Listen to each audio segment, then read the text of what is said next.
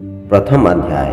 मेधा ऋषि का राजा सुरथ और समाधि को देवी की महिमा बताते हुए मधुकैटभ का वध और प्रसंग। मार्कंडेय ऋषि बोले, सूर्य के पुत्र सावर्णी की उत्पत्ति की कथा विस्तार पूर्वक कहता हूँ, सुनो। सावर्णी महामाया की कृपा से जिस प्रकार मनवंतर के स्वामी हुए, उसका भी हाल सुनो। पहले स्वारुचिस नामक राजा था। वह प्रजा को अपने पुत्र के समान मानते थे, तो भी कोल विध्वंसी राजा उनके शत्रु बन गए। दुष्टों को दंड देने वाले राजा सुरथ की उनके साथ लड़ाई हो गई। कोल विध्वंसियों की संख्या कम होने पर भी राजा सुरथ युद्ध में उनसे हार गए। तब वह अपने नगर में आ गए। केवल अपने देश का राज्य ही उनके पास अवशेष रह गया और वह उस समय देश के राजा होकर राज तो करने लगे, किंतु उनके शत्रुओं ने उन पर वहां आक्रमण कर दिया।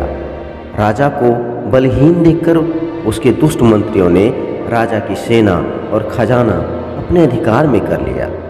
राजा सुरथ अपने राज्याधिकार को हार कर शिकार खेलने के बहाने घोड़े पर सवार होकर वहां से एक भयंकर वन की ओर चल दिया। उस वन में उन्होंने महर्षि मेधा का आश्रम देखा।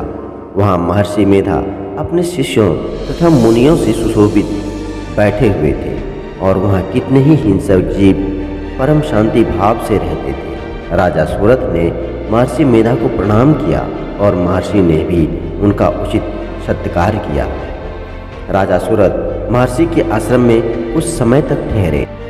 अपनी नगर की ममता के आकर्षण से राजा अपने मन में सोचने लगे, पूर्व काल में पूर्वजों ने जिस नगर का पालन किया था, वह आज मेरे हाथ से निकल गया।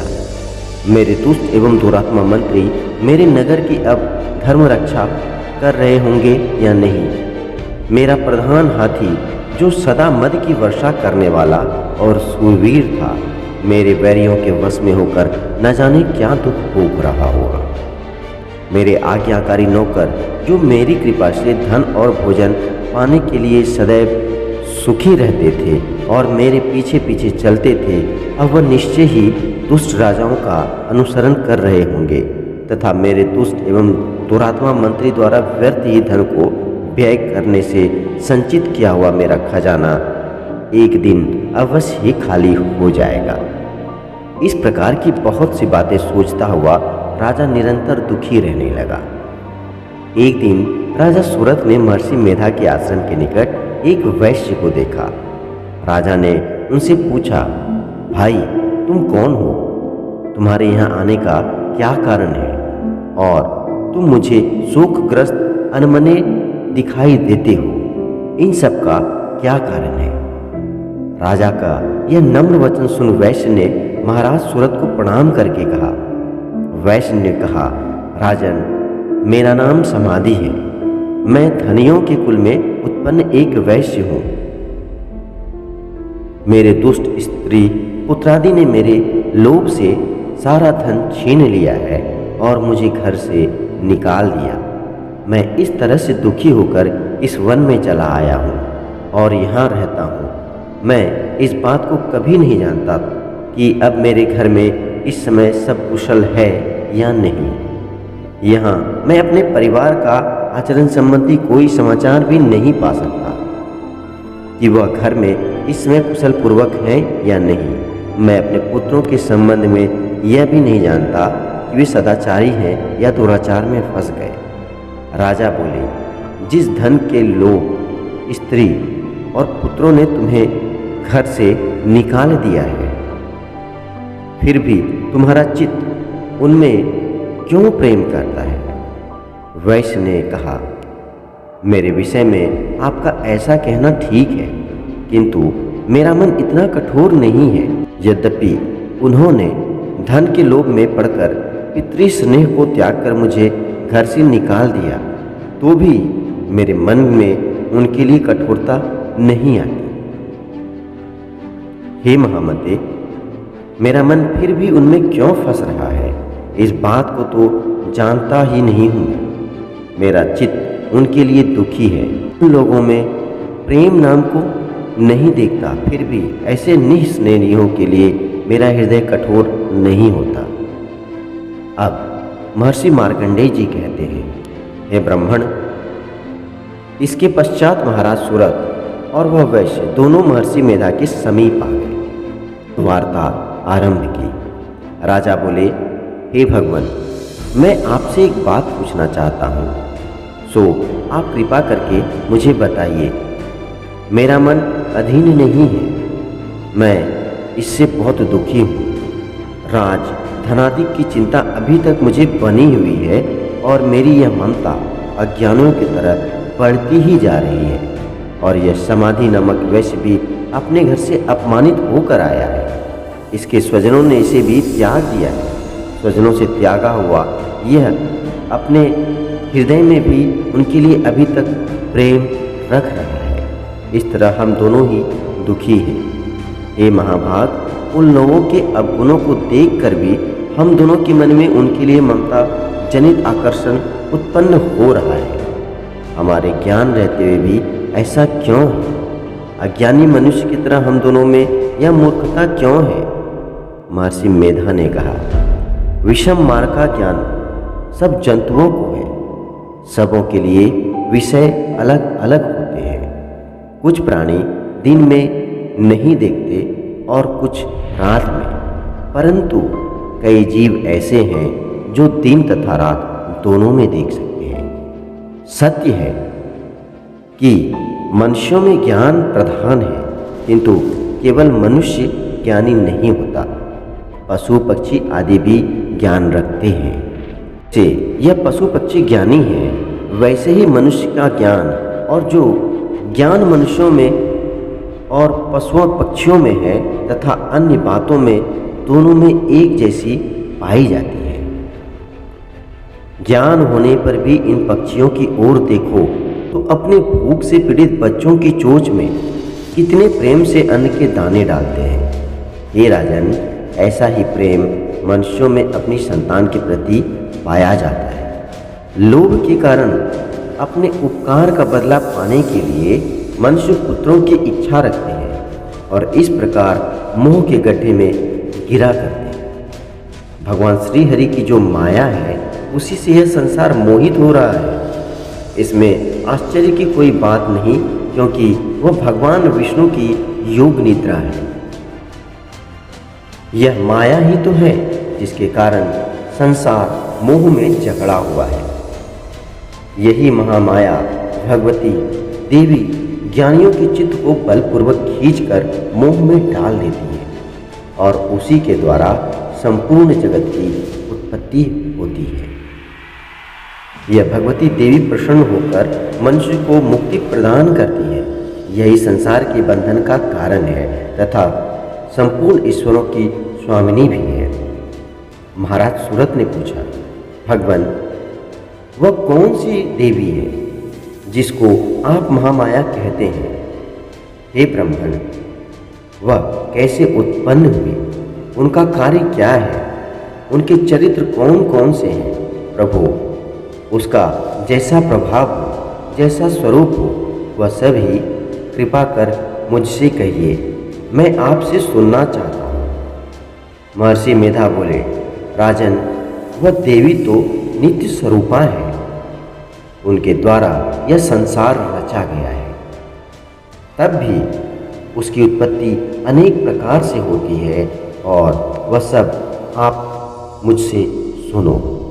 वह देवताओं का कार्य सिद्ध करने के लिए प्रकट होती हैं। उस समय वह उत्पन्न हुई कहलाती हुई। संसार को जलमय करके जब भगवान विष्णु योग इंद्रा का आश्रय लेकर शीश सैया पर सो रहे थे, तब मधु और कैटभ नाम के दो असुर उनके कानों के मैल से प्रकट हुए और वह श्री ब्रह्मा जी को मारने के लिए तैयार हो गए। श्री ब्रह्मा जी ने जब उन दोनों को अपनी ओर आते देखा और यह भी देखा कि भगवान विष्णु योग निद्रा में आश्रय लेकर सो रहे हैं, तो उस समय भगवान को जगाने के लिए उनके नेत्रों में निवास करने वाली योग निद्रा की स्तुति करने लगे। ब्रह्मा जी ने कहा, हे देवी, तुम ही स्वाहा, तुम ही स्वधा, तुम ही वस्ताकार हो। स्वर भी तुम्हारा है, स्वरूप भी तुम्हारा है। तुम ही जीवन देने वाली सुधा हो। नित्य अक्षर प्रणव में आकर उकार मकार इन तीनों में माताओं के रूप में तुम ही तो स्थित हो। इसके अतिरिक्त जो बिंद पद अर्धमात्रा है, जिसका कि विशेष रूप से उच्चारण नहीं किया जा सकता, हे देवी, वह तुम ही हो। हे देवी, संध्या, सावित्री तथा परम जननी तुम ही हो। तुम इस विश्व को धारण करने वाली हो। तुमने ही इस जगत की रचना की है और तुमने ही इस जगत का पालन किया हुआ है। तुम ही कल्प के अंत में सबको भक्षण करने वाली हो। हे देवी, जगत की उत्पत्ति के समय तुम सृष्टि रूपा होती हो और पालन के काल में स्थित रूपा हो और कल्प के अंत में महासंहार रूपा धारण कर लेती हो। तुम ही महाविद्या, महामाया, महामेद्या, महारात्रि और मोहरात्रि हो। श्री ईश्वरी और बोध स्वरूपा बुद्धि भी तुम ही हो। लज्जा, पुष्टि, तुष्टि, शांति और क्षमा भी तुम ही हो।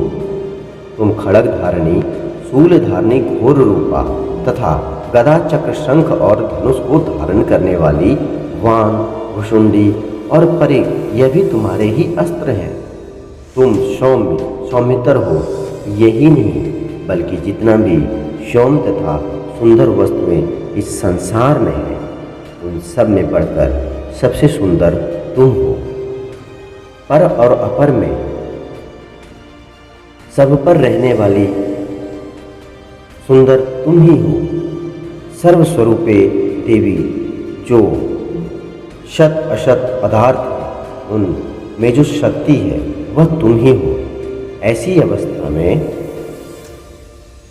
भला तुम्हारी स्तुति कौन कर सकता है। इस संसार की सृष्टि, पालन और संहार करने वाले जो भगवान हैं, उनको भी जब तुमने निद्रा के वशीभूत कर दिया है, तो फिर तुम्हारी स्तुति कौन कर सकता है। मुझे भगवान विष्णु तथा भगवान शंकर को शरीर धारण कराने वाली तुम ही तो हो। तुम्हारी स्तुति करने की शक्ति किसमें है। हे देवी, तुम इन उदार प्रभावों के कारण ही प्रशंसनीय हो। मधु और कैटभ जो भयंकर असुर हैं, इन्हें मार डालो। मधु और कैटभ जो भयंकर असुर हैं, इन्हें मुंह में डाल दो और श्री हरि भगवान विष्णु को भी जल्द जगा दो और उनमें इनको मार डालने की बुद्धि भी उत्पन्न कर दो। महर्षि मेधा बोले, हे राजन, जब ब्रह्मा जी ने देवी से इस प्रकार स्तुति करके भगवान को जगाने तथा मधु और कैटभ को मारने के लिए कहा, तब भगवान विष्णु के नेत्र, मुख, नासिका, बाहु, हृदय और वक्षस्थल से निकल ब्रह्मा जी के सामने वह खड़ी हो गई। उनका ऐसा करना था कि भगवान श्रीहरि तदंतर जाग उठे और दोनों असुरों को देखा, जो कि अत्यंत बलवान तथा पराक्रमी थे और मारे क्रोध के, जिनके नेत्र लाल हो रहे थे, जो ब्रह्मा जी का वध करने के लिए तैयार थे। तब क्रुद्ध हो उन दोनों दुरात्मा असुरों के साथ भगवान श्रीहरि पूरे 5000 वर्ष तक लड़ते रहे। एक तो वह इतना बलवान तथा पराक्रमी थे, दूसरे महामाया ने भी उन्हें मुंह में डाल रखा था। अतः वह श्री भगवान से कहने लगे, हम दोनों तुम्हारी वीरता से अत्यंत प्रसन्न हैं। तुम हमसे कोई वर मांगो। भगवान ने कहा, यदि तुम मुझ पर प्रसन्न हो तो अब मेरे हाथों से मर जाओ। बस इतना सा ही वर मैं तुमसे मांगता हूँ। यहाँ दूसरे वर का क्या प्रयोजन है। महर्षि मेधा बोले, इस तरह से जब वह धोखे में आ गए और अपने चारों ओर जल ही जल देखा, तो भगवान श्री हरि से कहने लगे, जहाँ पर जल न हो, सूखी जमीन हो, उसी जगह हमारा वध कीजिए। महर्षि मेधा कहते हैं, तथास्तु कहकर भगवान श्री हरि ने उन दोनों को अपनी जांघ पर लिटाकर दोनों के सिर काट डाले। इस तरह से यह देवी श्री ब्रह्मा जी की स्तुति करने के बाद प्रकट हुई थी। अब तुमसे उनके प्रभाव का वर्णन करता हूँ, सो सुनो।